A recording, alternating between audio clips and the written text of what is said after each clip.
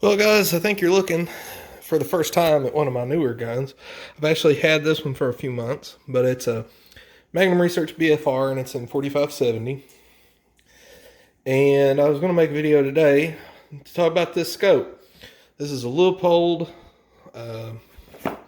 FX2 4 to 28 scope.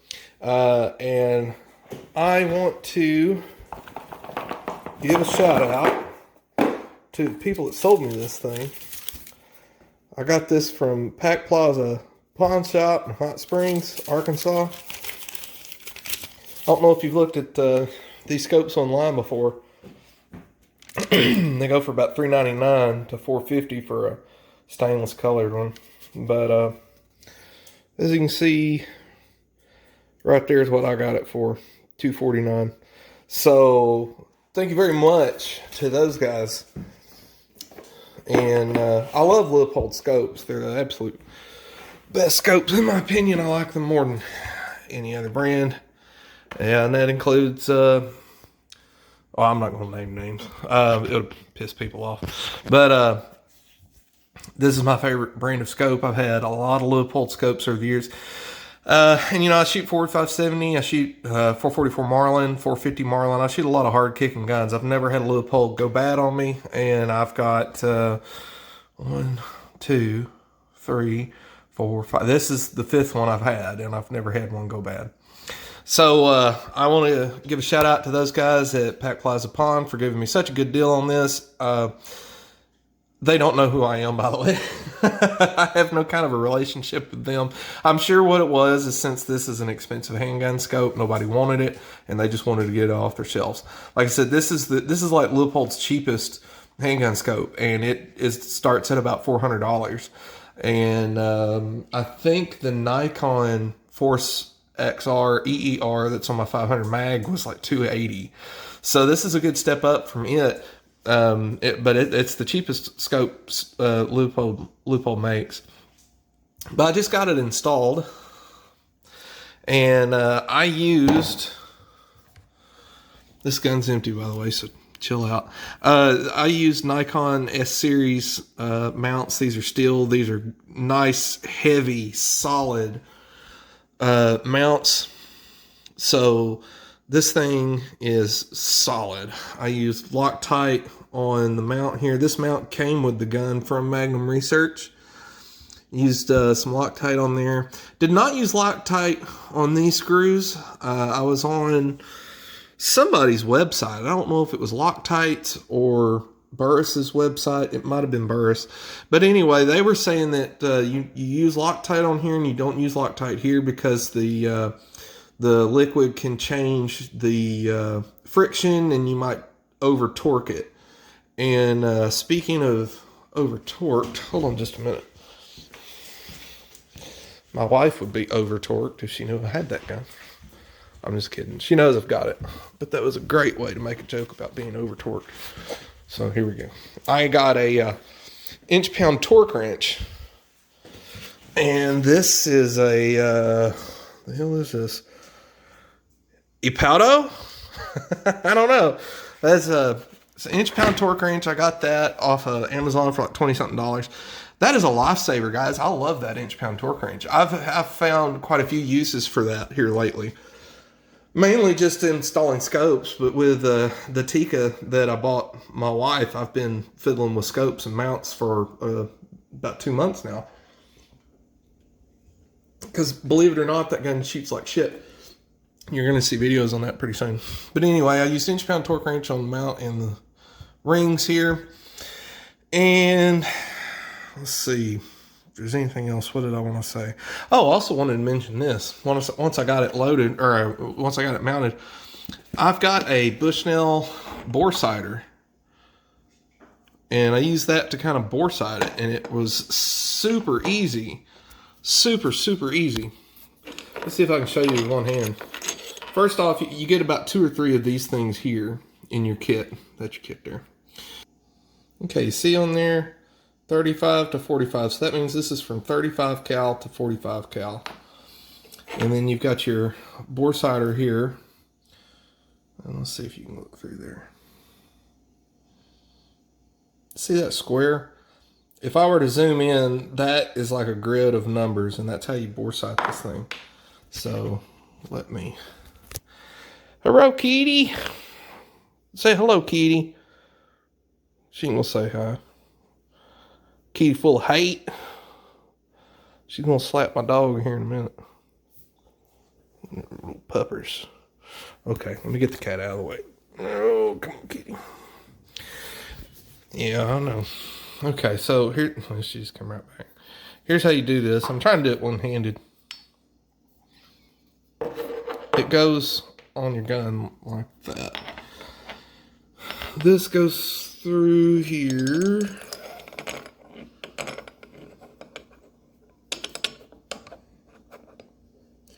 And you use this set screw down here to tighten that so that that's in there, okay? And then this goes into the bore of your gun until it stops. And then from there, it's a matter of tightening that screw back there. And so there you've got the bore sighter on your gun. So anyway, all you got to do is once you get this mounted, you look through here and you see a grid that's in there. And all you got to do is you take off your turrets on the top and side and you just make your adjustments until it's lined up perfectly with those crosshairs. And that's pretty much got you bore sighted. So I'm excited about this.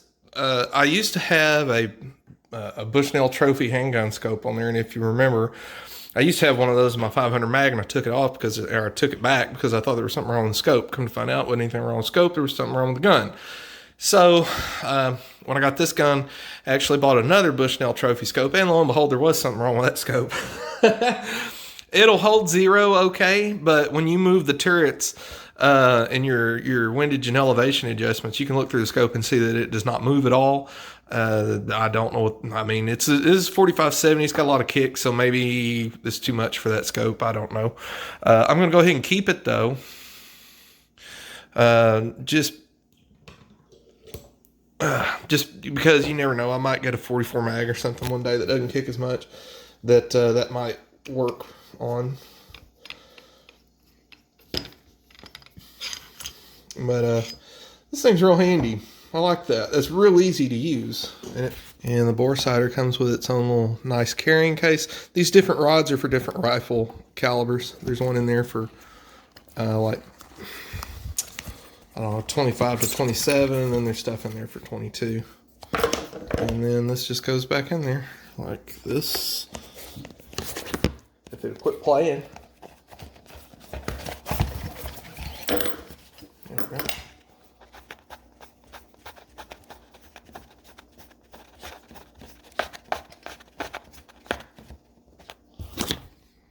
And it just fits down in there like that, and you got all your rods for different rifles, or for different calibers. Doesn't even have to be a rifle. And there you go. That's a nice little kit right there. I don't know how much that was. I got that for Christmas. But it's very nice. And I forgot to put this in there, so open it back up.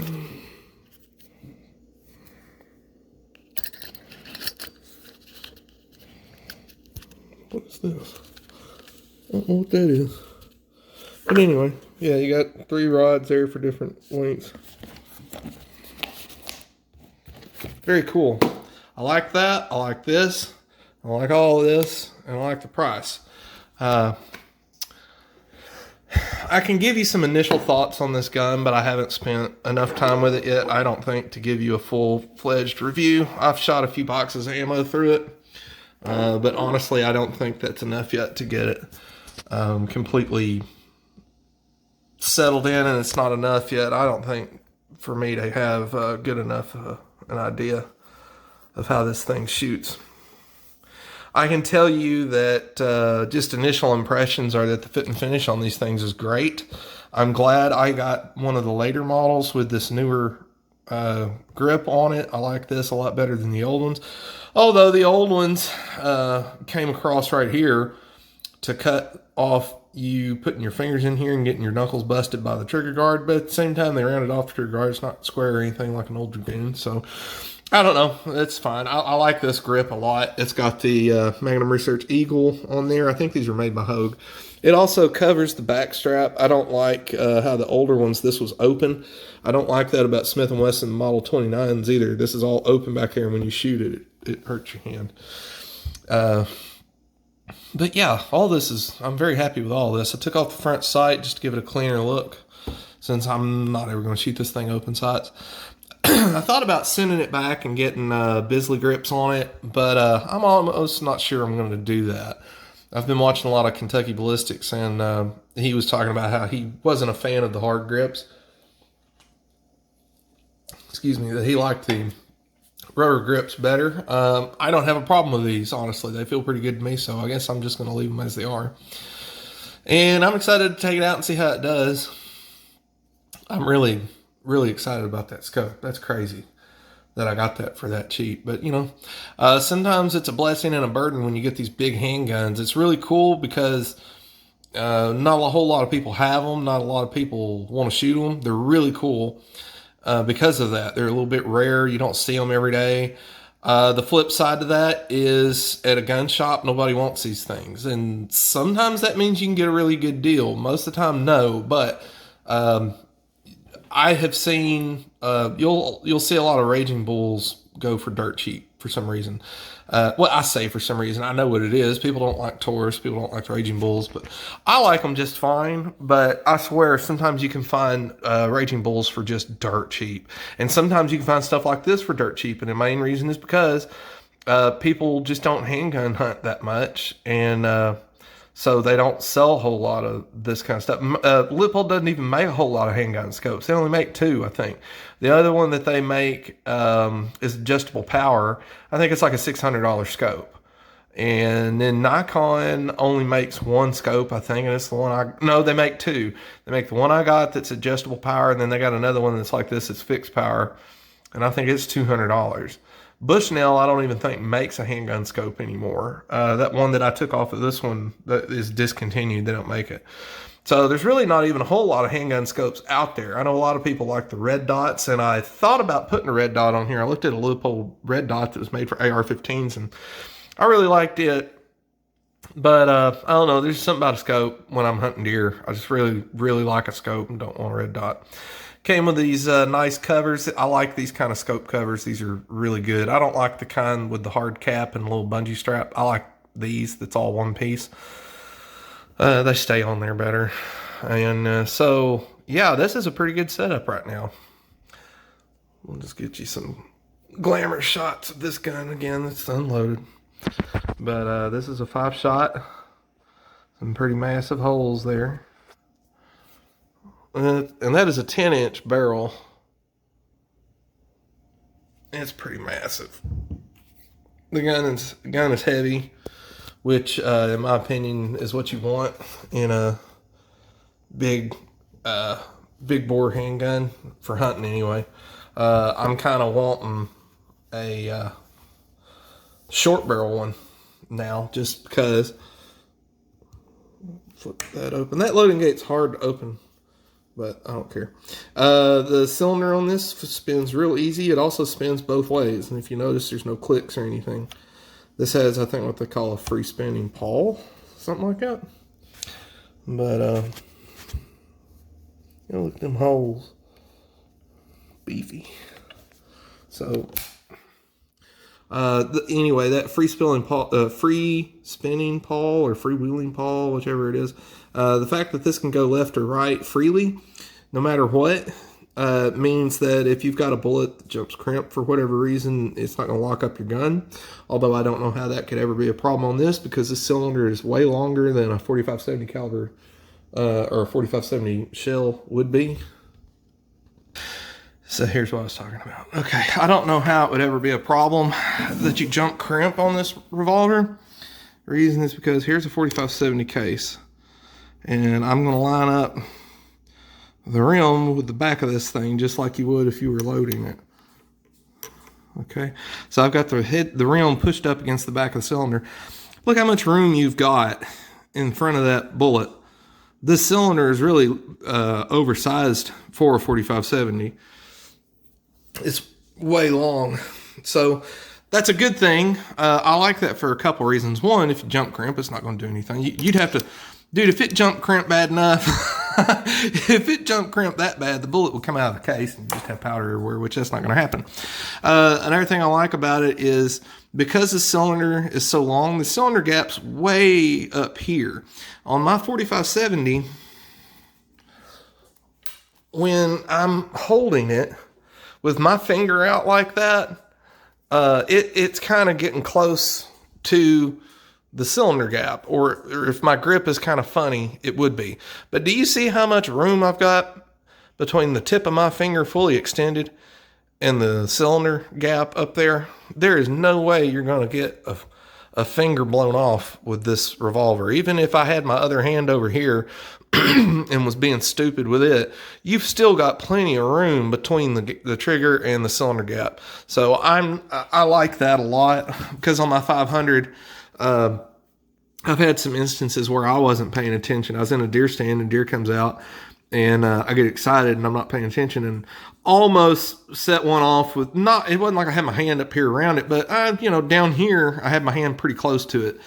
And I don't really want to do that. I don't even want to come close to that, because it's a good way to lose a finger. But on this, you don't even have to worry about it. I mean, you can be stupid with your grip and not even come close to the cylinder gap. So I really like that.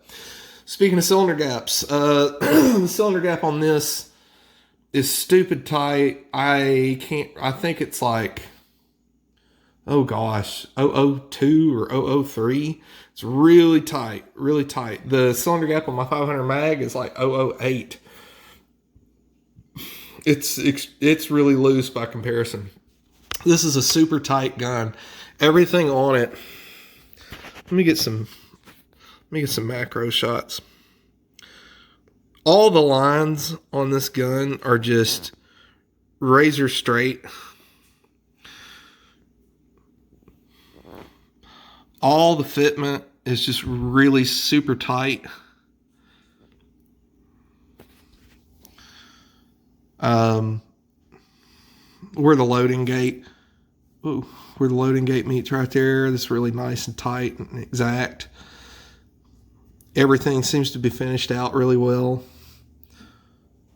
There's not any places on the gun where it looks like someone didn't finish the job on finishing it out. It's a lot better fit and finish than, honestly, it's better fit and finish than my Smith & Wesson Performance Center. And it's way better fit and finish than all the Rugers I've ever had. If I were you and you were looking for a really stout single action revolver, I would suggest a BFR. Look at those cartridges. Nice. I would suggest a BFR. And, you don't have to get a BFR with a super long cylinder. You can get a short, normal cylinder and that shoots, I don't know, any 44 mag even.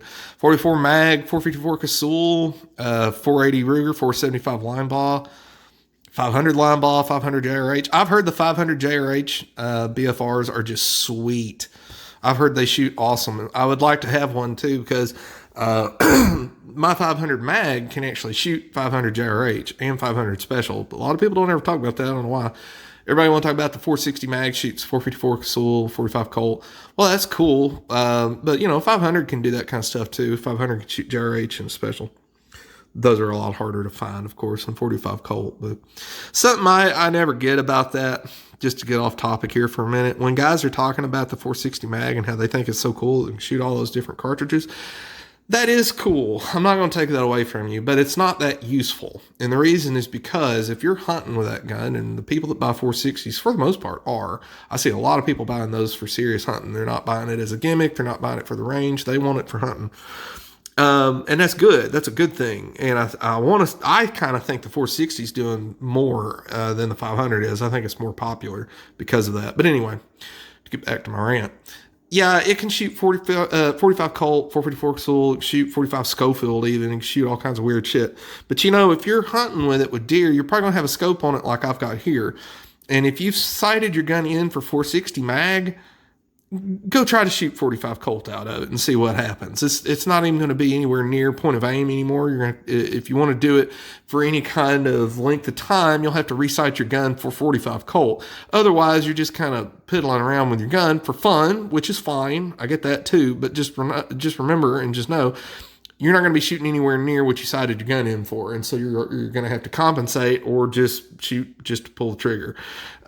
So I've never really understood why people think that's such a good thing. It's a cool thing, but not that useful. I really like this gun. Shoots a 45-70. You know, the cool thing about a 45-70 is it can kind of do all that I was just talking about, but without having to come up with a new cartridge. And what I mean by that is you can load 45-70 way tight and way hot. You can load the pressures up like crazy, or you can load it down. This is just some store-bought Winchester 300 grain jacketed hollow point, which, by the way, these right here are some deer killing sons of bitches. These right here are awesome on deer. And let's see if you can hear it. Do you hear it? I don't know where the mic is on this phone. Do you hear me shaking that? It's because there's not. This is not like a full capacity load or anything. There's not so much powder in here that it's taking up the whole space of the case. There's air in there, and what that means is that these are kind of light loaded. These shoot real easy out of a gun, and the 405 grain Remington shoot even easier. My wife shot those out of my 45-70 rifle, and I mean, they feel like a 45 Colt or something. I mean, they're ridiculously soft shooting. The Remington 405 grain load at 1,300 feet per second, I think. So 400 grain bullet or 405 grain bullet, 1,300 feet per second. It just shoots like a pussycat out of my rifle, and I bet out of this it'd shoot about like a, gosh, maybe on a 41 mag, because my God, I mean, these right here out of this gun, Magnum Research says it's about like a 44 mag. I kind of believe it. And that 405 grain, 1,300 feet per second, that really is probably like a 44 mag, maybe even less, like a light 44 mag. Because that stuff is super light shooting. People get super scared of the 45-70. They really shouldn't. The 45-70 is a great caliber because you can, like I said, you can load it up, you can load it down. There's 45-70 cartridges out there from like Garrett and Buffalo Bore that they load those damn things so high. They rival like a 458 Win Mag damn near. They're real super stout. But then you also load them down to just Plinken loads. You can load those with black powder. Matter of fact, the 45-70 gets its name from a 45 caliber bullet and 70 grains of black powder. So if I wanted to take this case right here and reuse it, I could just put a primer in there and just get some old black powder, which is not the same as like 777 or Pirate X or whatever. You'd have to check your reloading manuals, but just real black powder, honest to God black powder, 70 grains in here, put a bullet in there, put a crimp on it, and you'd be good to go. And you'd have yourself a Old West level cartridge there, shooting black powder 45-70. That'd be cool as hell. So yeah, 45-70 is cool. Scope's cool. Boresighter's cool. Inch pound torque wrench is real cool. And Pack Plaza Pawn Shop in Hot Springs, Arkansas is real cool. That's a hell of a deal. I just stole that loophole. But anyway, I've got a lot of videos shooting this. I haven't put anything together yet because, like I said, I'm still just kind of getting used to the gun. Well, I'm used to it, but just figuring out, how to best shoot it. Because my 500, it took me a little bit to figure out what that gun liked, what it didn't like. It took me a while to figure out the scope mount issue, if you remember that. I had to get special rings to keep it from shooting into the ground, because if you put just regular old scope mount rings like these here, the scope would be, well, just like that. The scope would be, it would point the gun down and you shoot into the dirt. But I found some scope rings that kind of elevated the front of the scope so that it leveled it out and compensated. But this doesn't need that. And I'm anxious to go out there and try this new scope. And I'll probably just shoot these. I don't really need all that hot stuff for the 45-70. These will work just fine. These 300 grainers, but to me, this is the perfect, just southeastern whitetail deer cartridge. We don't take a lot of super long shots out here. And we're typically, there are people that shoot power lines and clear cuts and stuff, but there's a ton of people that just shoot and hunt in the woods and hunt in thickets. This is perfect for that. Honestly, even if you did want to shoot further than that, my 444 Marlin, I was hunting with it this year and I got a deer at 170 yards with it, and it's just amazing. It's my old handy. It's not an old one. It's my new handy rifle in 444 Marlin. Sweet shooting gun, 170 yards. I drilled that deer, killed him, dropped him in his tracks. He didn't run or nothing. These big bore straight wall cartridges are just really good for deer, and they're not overpowered because they're not bottlenecked. If this was a bottleneck, it'd be like a 460 Weatherby mag, which is insanely too much for deer. But just a straight wall cartridge, you know, you can go big bore with those, and it's not a big problem. You're not going to have any bloodshot meat or anything like that. 45-70 is great. So here you go. There it is, my BFR. If you want to know anything specific in the comments, let me know. And we'll catch you on down the road. Bye.